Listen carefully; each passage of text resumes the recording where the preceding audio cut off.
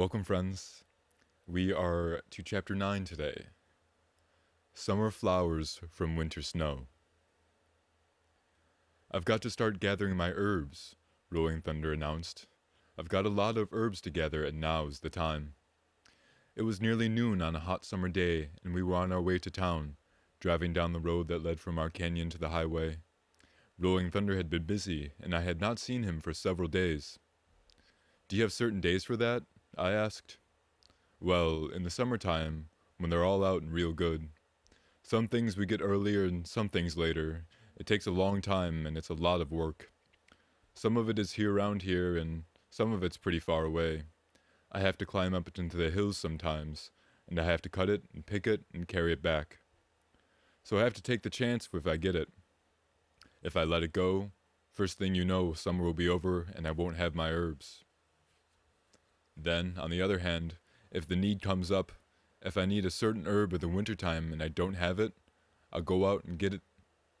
There have been times I can go right out in there in the middle of winter and get a summer flower right out of the snow. That's if I need to, if the need is there. We don't do things without reason. In the brief silence that followed, I became aware of the depth of that claim. I remembered the healing ritual at Council Grove, when Rolling Thunder had asked his patient, "Why do you want to be relieved of this condition? What are you going to do?" The existence of the reason was important to the healing. We say there is a right time and place for everything, Rolling Thunder went on. It's easy to say, but hard to understand. You have to live it to understand it.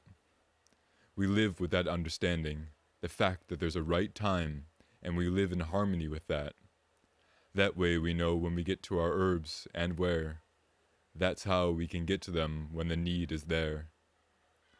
The conversation ended at that point. For the rest of that day and for some days to follow, I went over that simple conversation in my mind until I realized that I had been given a fundamental and important key. Rolling Thunder had not offered me any tangible proof that a summer flower could be taken from the snow.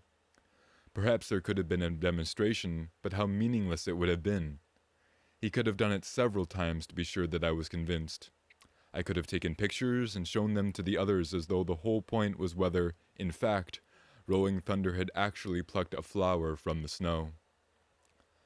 Caught up in that hopeless challenge, I would have failed to find out anything. We don't do things without reason, Rolling Thunder had said, and giving demonstrations for evidence clearly did not occur in his lists of reasons. In any case, an example or two of this extraordinary feat would have been of little use to me. Rolling Thunder gave me the secret of how it was done. The actual doing of such a thing, even for good reason, is not of great significance. The real value lies in what it indicates about the arrangement of the universe. Rolling Thunder had explained at Council Grove that his training was experiential. In his first conversation with me, he said that truth cannot be expressed verbally, that it can only be experienced. You have to live it and be a part of it, and then you might get to know it. The first step was to learning what Rolling Thunder meant by understanding. Understanding is not the sort of thing my modern establishment education had me believing it was.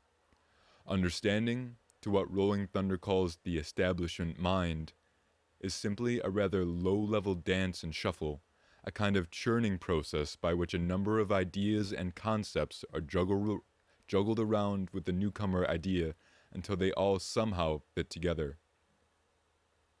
This fitting provides a feeling of knowing which gratifies the mind. A person simply feels the satisfaction of having all his assumptions fit together, and they say, "I know." To Rolling Thunder, knowing is being. His simple description of the arrangement of the universe is that there is a right time and place for everything. That cannot be understood by any process of speech or thought. It's easy to say, but hard to understand. You have to live it to understand it. That meaning, the meaning of all this is that when Rolling Thunder talks about a right time and place for everything, You have to live it to understand it. He is talking about becoming part of that right time and right place. He understands right time and right place, and therefore he is a part of right time and right place. This means that the right time and place for the summer flower is partly his decision. To put it another way, first you identify the principle, then you practice it. Gradually, you understand the principle, that is, you become one with it. When you become one with the principle, it responds to your will.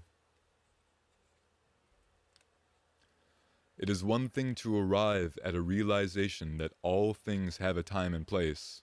It is quite another to put that realization into practice. I acknowledge this truth and I speak it. I say it is so, but I do not practice it and I am therefore not involved with it. Rolling Thunder does practice it. Every day in every action, in all his interactions with the sun, the earth, clouds, mosquitoes, plants, animals, and people, he practices the understanding that there is a right time and place for everything. He does not gather herbs after sundown, and he only gathers what he needs. He does not take before he gives. He never picks plants to throw them away. He never kills for sport. He never does anything without reason or leaves a thing undone that has a purpose in its doing. For him, there are no weeds, no mosquito bites, no unwanted rains.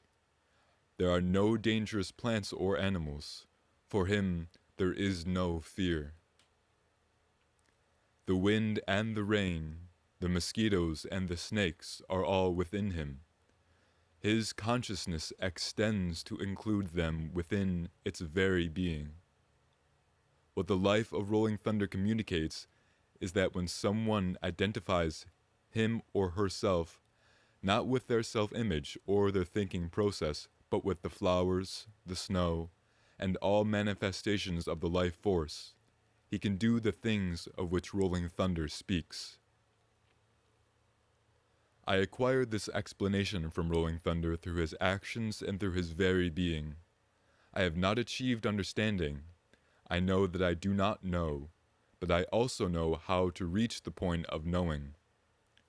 If understanding is more difficult than I had at first considered, and if practicing the idea of the right time and place involves tremendous effort, then it is infinitely easier than I had ever imagined to pluck a summer flower from the snow. It is at least within the realm of possibility. The simple remarks that Rolling Thunder made that day, beginning with, "I've got a lot of herbs to gather and now's the time," are an example of how an adept teacher avoids the limitations imposed by the rational or analytical mind by deliberately planting a seed that in time grows in the student's mind until he or she achieves almost spontaneously a full-blown understanding.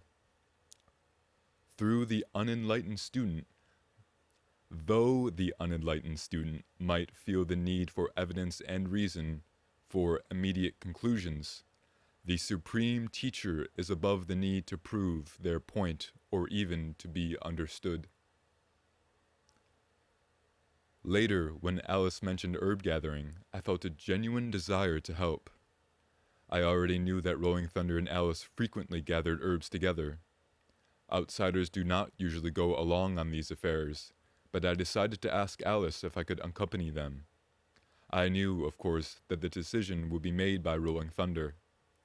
Alice said she would mention it, and she felt sure he would grant my request. A day or two later, however, Alice mentioned herb gathering again, as though she had forgotten our last conversation. Again, I voiced my wishes, and again she volunteered to speak to Rolling Thunder. A few days passed and nothing more was said. I could have spoken to Rolling Thunder myself, since he had first mentioned herbs to me, but I thought I knew how it should work out. Alice would talk to Rolling Thunder, and then, if he wished, Rolling Thunder would talk to me. That was the native way as I understood it. You go through an assistant first. It would know what It would no doubt work in accordance with the right time and place for everything. At least they had not gone off yet without me. I temporarily forgot about the matter. That is the end of chapter 9, my friends. Niawa, thank you very much for listening. Take care.